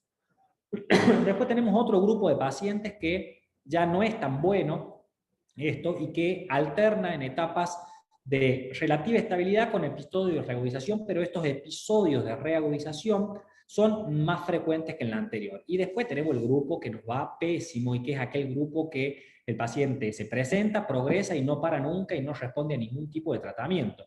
La verdad que son los tres grupos de pacientes que nosotros podemos entender y que podemos ver cómo evolucionan en este tipo de patologías.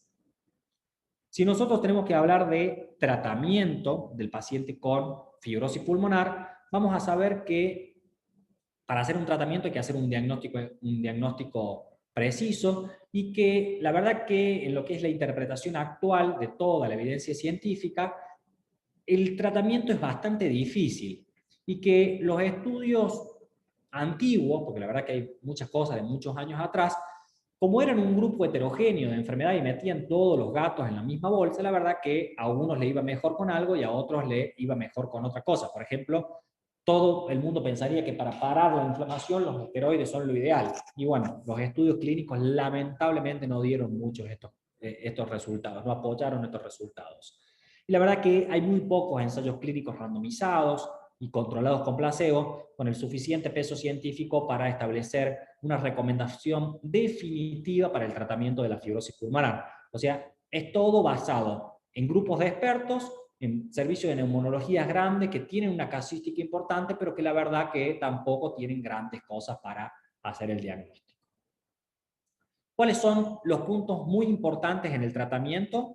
Es el apoyo del paciente. Esto lo tienen que tener muy claro. Nosotros tenemos que a estos pacientes darle oxígeno. ¿Por qué? Porque el oxígeno le mejora la calidad de vida y retrasa la hipertensión pulmonar, cuando que aparezca la hipertensión pulmonar.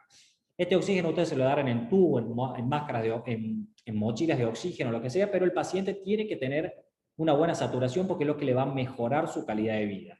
Educación tanto del paciente como de la familia. Es extremadamente importante que el paciente y la familia entiendan qué patología tiene para evitar muchos de los problemas que van a acaecer posteriormente en este tipo de pacientes, porque todos sabemos que la evolución de estos pacientes no es muy buena y hay que ir educando a la familia a eso. Rehabilitación pulmonar, todos los ejercicios y cosas que podamos utilizar para tratar de mejorar la compliance pulmonar del paciente. Vacunación para gripe y neumonía, fundamental para evitar infecciones a repetición o infecciones sobreagregadas que empeoren la hipoxemia y el cuadro inflamatorio del paciente. Y lo que hablamos hace un ratito, cuidados paliativos para evaluar de la mejor manera posible al paciente. No esperemos al último, hablemos con el paliativista antes para que nos vaya ayudando de inicio en todo esto.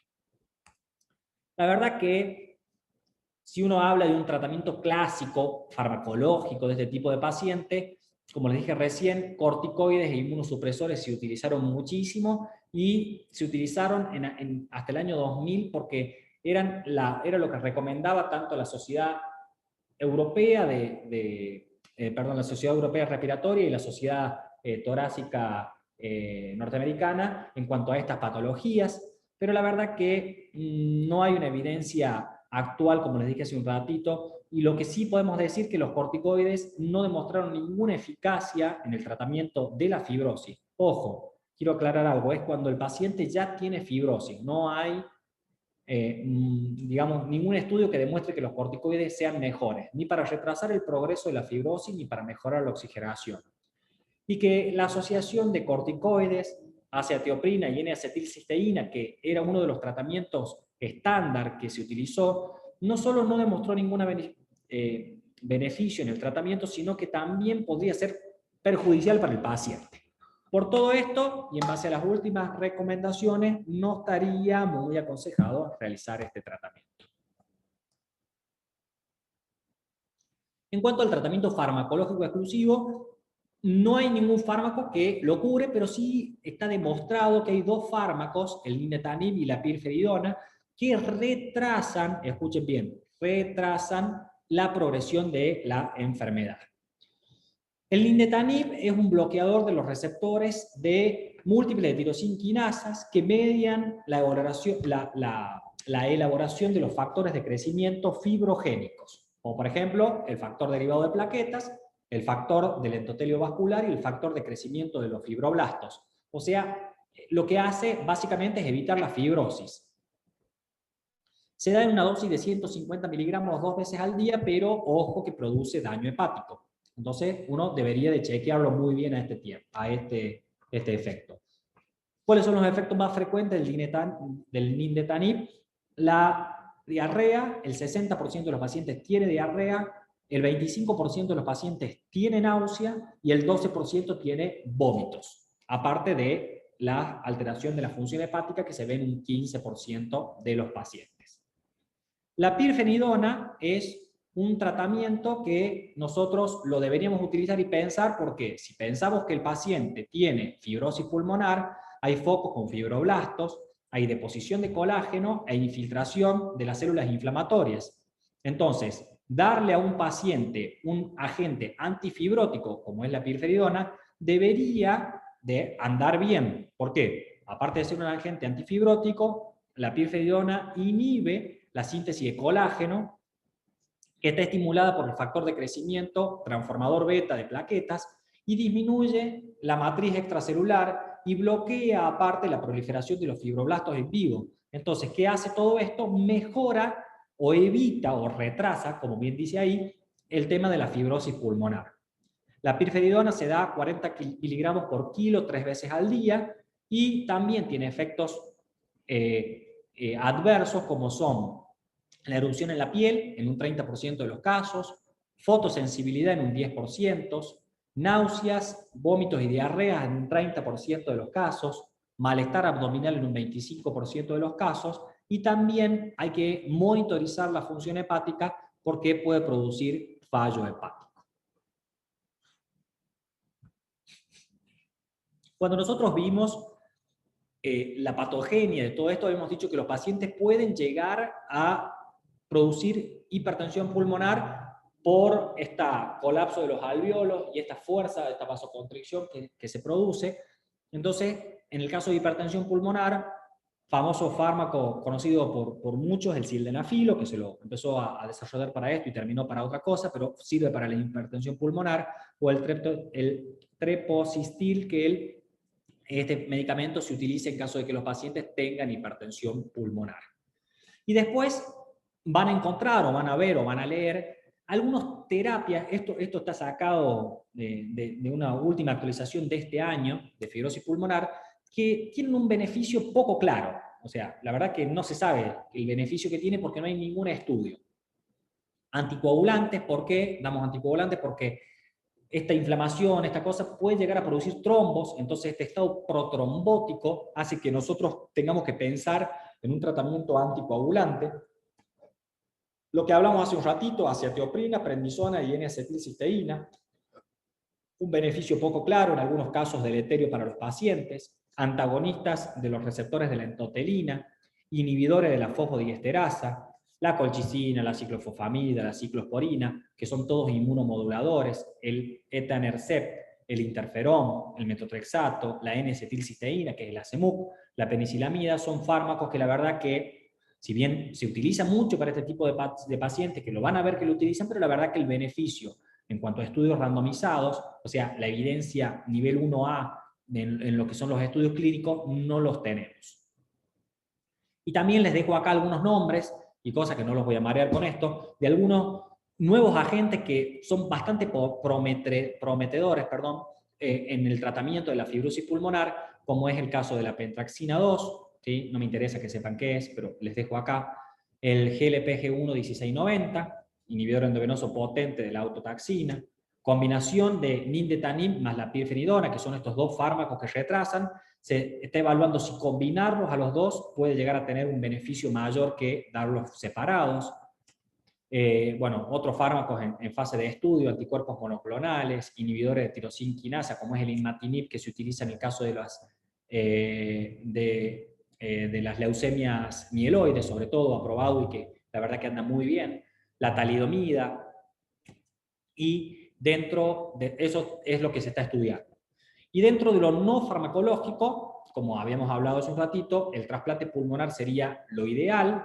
Actualmente es el único que demostró mejorar sobrevida global y mejorar la calidad de vida de los pacientes. Recuerden que es un número que que beneficia es un tratamiento que beneficia a un número muy bajo de pacientes, porque tiene criterios de inclusión para pacientes en trasplante muy estrictos y que tienen muchas complicaciones también y una alta morbilidad. También, como les dije recién, tenemos que pensar en las complicaciones post-trasplante de estos pacientes. Para ir terminando, y sé que la mitad o más de la mitad está dormido en todo esto, o se fueron a hacer otra cosa, vamos a decir que, o resumir de que en las enfermedades intersticiales difusas son más de 200 y que suelen compartir características clínicas, radiológicas y funcionales bastante parecidas. Es muy importante, como les dije, la historia clínica exhaustiva, que el diagnóstico siempre es secuencial, dinámico y multidisciplinario, como lo hablamos, y que el tratamiento siempre va a ser individualizado para tratar de que el paciente no llegue a la fibrosis pulmonar. Que el paciente cuando llega a la fibrosis pulmonar, acá ya sí tiene manifestaciones clínicas, radiológicas y patológicas bien definidas de una neumonía intersticial usual, que en determinados casos el diagnóstico solamente lo podemos hacer en la clínica y la radiología, que no hace falta que lo punzemos al paciente, que no hay ningún tratamiento que cure a esta patología si retrasamos los síntomas y lo único que mejora la sobrevida global es el trasplante pulmonar, que los pacientes es bastante difícil que cumplan los criterios para realizar el trasplante. Bueno. Dejar de compartir.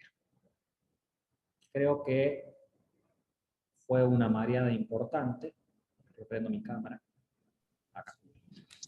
Creo que se marearon en forma importante y, como les dije al principio de la clase, es una clase bastante tediosa, larga y que es infrecuente en muchos casos, pero que es importante que lo tengan porque lo tomamos en el examen también. Así que es una cosa que ¿Profe? deberíamos seguir. Sí, dudas. Tienen 1 minuto y medio porque tienen que hablar de COVID, que encima aumentaron los casos y nos estamos por encerrar todos de nuevo. Yo quiero saber el mecanismo de acción del Vinteldanib. No lo copié. ¿Cómo? El mecanismo de acción del Vinteldanib, es... Es un bloqueador de la tirosina quinasa. Después lo pueden buscar a eso. Yo hay ciertas cosas que no les pongo en la diapositiva para que vayan a leer, ¿no? Y la clase no es la guía del libro. Yo les pregunto generalmente todo lo que no está escrito en la diapo. ¿Estamos? Gracias. De nada. 19. Que eso pertenece a un género del beta coronavirus y guarda un parentesco filogenético.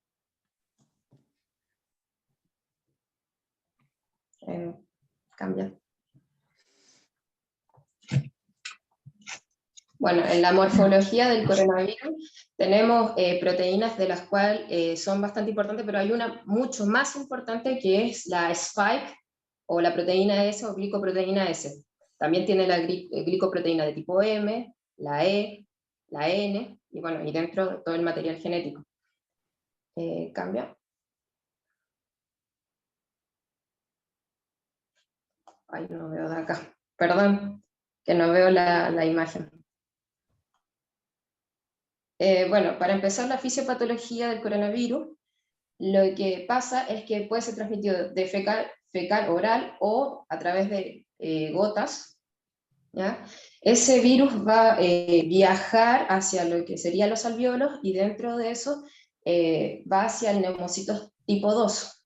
¿Qué es lo que pasa? Que el coronavirus, o sea, el virus en sí, va y se ensambla en la membrana donde está la enzima convertida en angiotensina, que es de tipo 2, y tiene como un cofactor una serinoproteasa.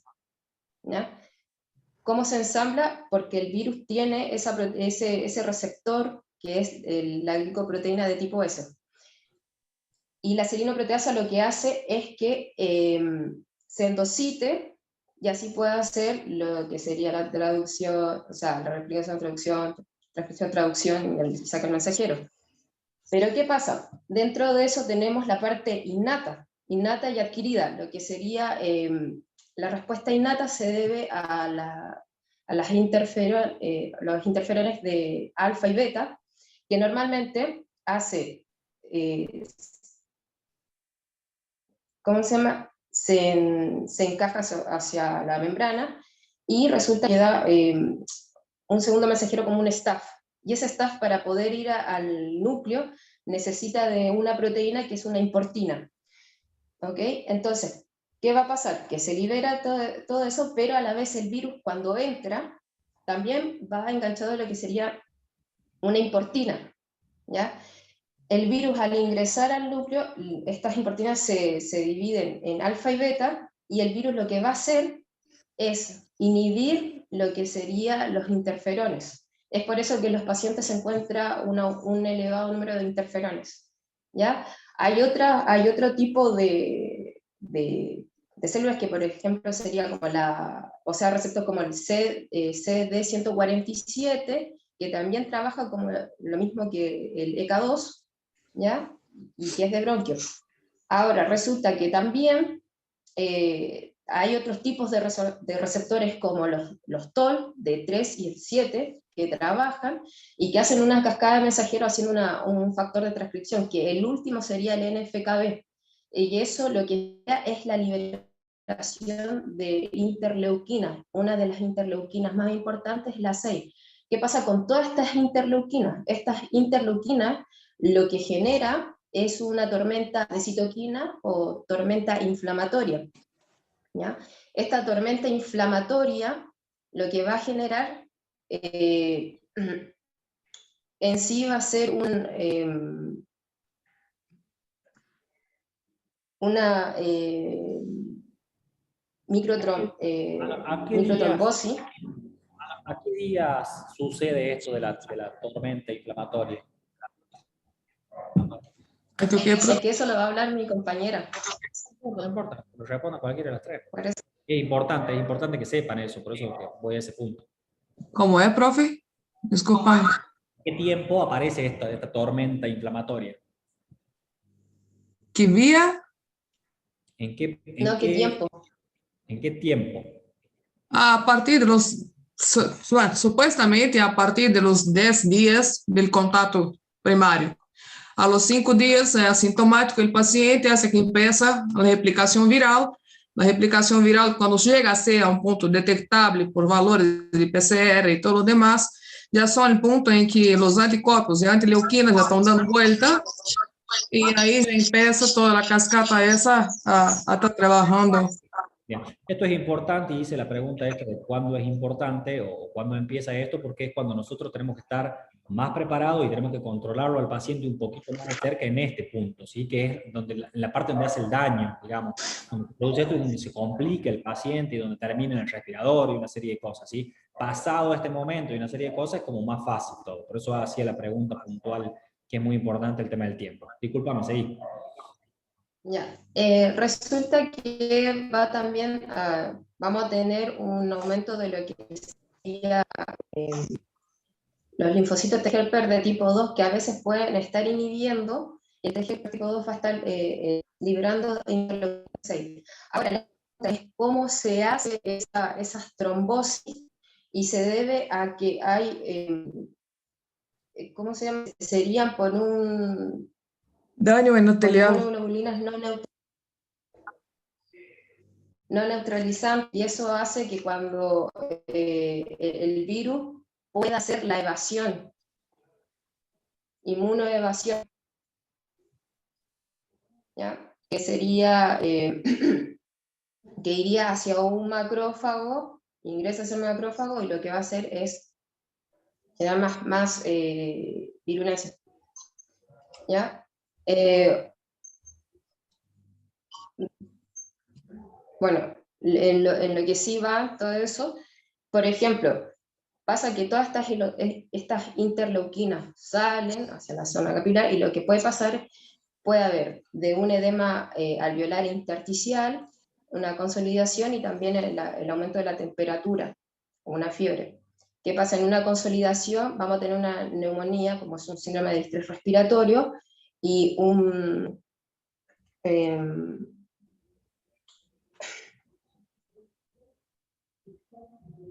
el síndrome de estrés respiratorio agudo vamos a tener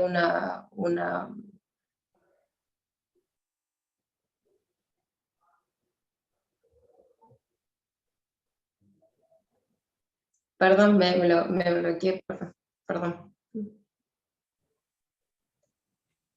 Bueno. En sí lo que va a generar son vasodilatación, porque se va a activar el sistema simpático, va a generar una vasodilatación, una permeabilidad capilar, va a generar disminución del volumen sanguíneo. Ese aumento de la permeabilidad vascular también va a generar una hipotensión, se va a llevar un shock séptico, una disminución en la perfusión de los órganos, va a aumentar lo que sería el boom y la creatinina, también van a estar aumentadas lo que son las transaminasas, ¿ya? Otra cosa, en la parte de la tos, hay una disminución de lo que sería el intercambio gaseoso, por lo tanto va a haber una disminución de la PO2, va a activar los quimiorreceptores y a la vez la activación del sistema simpático, generando una taquipnea y una taquicardia. Luego, con la edema alveolar intersticial, lo que va a generar es aumento de la tensión superficial, lo que, por lo tanto, va a colapsar el alveolo, y eso lo que hace que disminuya el intercambio gaseoso, haya una hipoxemia, un aumento en el trabajo respiratorio. Por eso genera una disnea. ¿Qué iba a decir? Bueno, otra cosa es la respuesta inmune trombocítica, ya que se ha visto eso en los primeros casos. Se da por esta tormenta de citoquina o inflamatoria, ¿ya?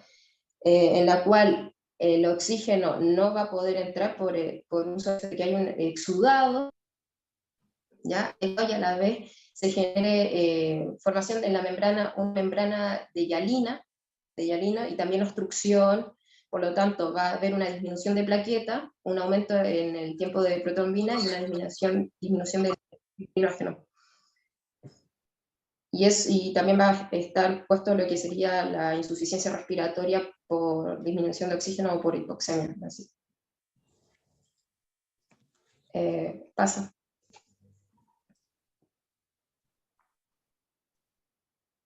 Eso es prácticamente lo mismo que decía sobre los receptores que trabajan ahí, los TOL de tipo 3 y 7, tiene el NFKB, o sea, hay una cascada de mensajeros bastante amplia, pero uno de los más importantes son los TOL.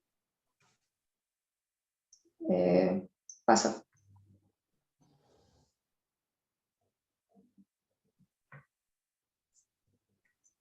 Bueno, yo voy a hablar de la... Abril, dame un segundo, Abril. Antes Sí. de pasar, a mí la verdad que está súper completo, no digo que no.